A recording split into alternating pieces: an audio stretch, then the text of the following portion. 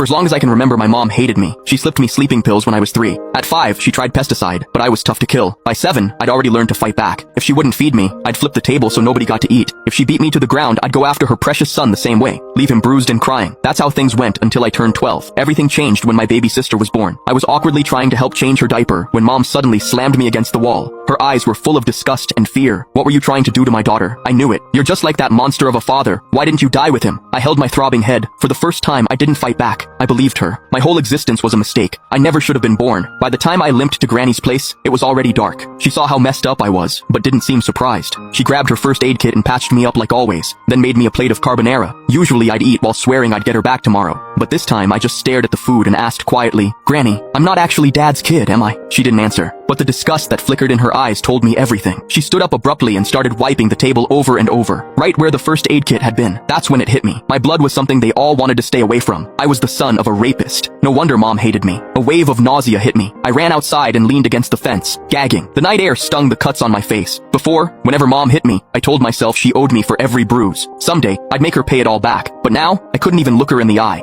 I didn't stay at Granny's. She didn't come after me either. I just wandered the streets with nowhere to go. That's when I spotted a family outside a restaurant. They were celebrating someone's birthday, all smiles and laughter. The woman in the middle was probably the mom. She looked so happy that I instinctively stepped back. Last year, on Mom's birthday, she'd smiled just like that until she saw me. The second I walked in, her smile vanished. Pure disgust replaced it. Back then, we had to write an essay called My Mother. I wrote that Mom was a heartless villain. My teacher dragged me to her office and lectured me for the whole period. I barely heard any of it. All I remembered was her saying, "No mother in this world would ever stop loving her child." I believed her. I saved up money from collecting recyclables and bought Mom a birthday cake. All I wanted was a hug, the same kind she gave my brother, Casper, but her cold expression felt like a knife to the heart. I felt like an idiot, standing there with that stupid cake. Anger took over. When no one was looking, I caught a couple of frogs from the garden and hid them in the cake. I can still remember her scream when they jumped out. Back then, I felt a twisted satisfaction. I thought she didn't deserve to be a mother. I thought she had it coming. But now I knew the truth. I was the one who didn't deserve anything. Just existing had hurt her. As I watched that mom smiling through the restaurant window, I made up my mind. This year, for Mom's birthday, I'd give her a present she'd actually be happy with, one that would set her free for good. I decided to die. Once that thought took hold, my steps felt lighter. I even started planning how to do it without causing trouble, something clean with no mess left behind. But before I could go through with it, a patrol officer spotted me and brought me home. Mom answered the door. As it shut behind us, I stared at the floor, unable to meet her eyes. Her voice cut through the air like ice. "Why didn't you just die out there?" I almost snapped back, but I bit my tongue. Still, I couldn't stop myself from asking, "What would you do if I really did die? Would she feel even a little sad? If you've got the guts, go ahead. I'd throw a party." She walked straight into my sibling's room and shut the door. I stood frozen in the living room. After a long time, I wiped my face and let out a hollow laugh. Mom was definitely going to love the birthday present I had in mind. The kid who collected recyclables with me was an orphan named Samuel. He'd bounced around foster homes his whole life and always knew where to find money that others missed. After school, I bought him a popsicle. We sat on the curb together, and I lowered my voice. "How does someone die in a way that looks like an accident?" Samuel stared at me like I'd lost my mind.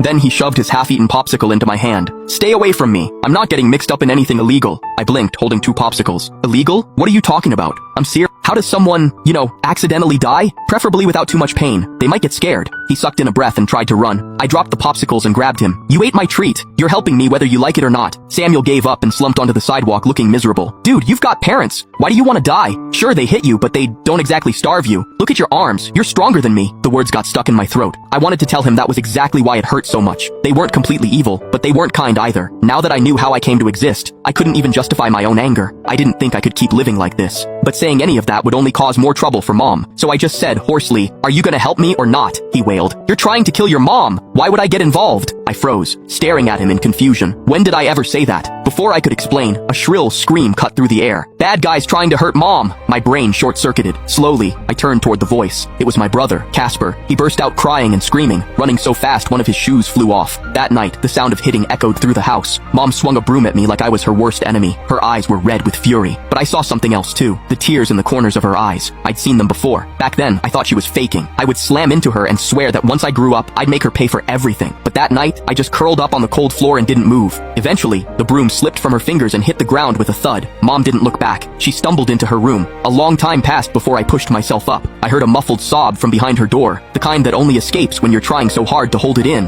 That sob cut through me like a blade. My face stung. I collapsed back onto the tiles and covered my eyes with my arm, but all I felt was something wet. It wasn't tears. It was blood mixed with dust. Just like me. Filthy. You know, when she was 19, she cried the same way. I looked up sharply. Granny stood in the doorway, her cloudy eyes drifting somewhere between me and a memory she couldn't let go of. That night, she came home with torn clothes and bruises everywhere. She didn't cry out loud. She just bit her lip until it bled. My heart sank. She tried to get rid of you, but she was too weak. After you were born, I abandoned you myself. But the police showed up the next morning holding you, saying abandonment is a crime. They said they'd check back. My whole life was a sick joke. Nobody wanted me here, yet here I was. Granny cleaned my wounds like she always did. She looked exhausted, but she kept talking. Don't blame her. She's been hurting for a long time. I lowered my head and laughed. Granny, I don't blame her anymore. I didn't hate Mom anymore, but she still hated me enough to want me gone. The night she pressed a pillow over my face, she didn't know I was awake. Her hands were trembling, but I didn't struggle. I just closed my eyes and waited. Just as my lungs were about to give out, someone yanked Mom off me. Granny's voice was shaky and hoarse. Have you lost your mind? Are you really gonna throw your life away again because of him? It's not worth it. Once was enough. Mom collapsed into her arms and let out a broken sob. Mom, I can't take it anymore. What if he turns out just like his father? Granny held her tight, but her eyes drifted toward me. For a second, I thought she noticed my eyes were half open, but she only whispered calmly, let's go back to bed. Mom's crying faded away. I lay there, gasping for air, then pulled the blanket over my face and rolled onto my side. I had no idea how long it was before dawn started to break. That's when Granny walked in, carrying a big enamel cup. It was full of steaming mushroom soup. Drinking mushroom soup first thing in the morning was weird, but she just set the cup on my nightstand and said, her voice as steady as the lines on her face, drink.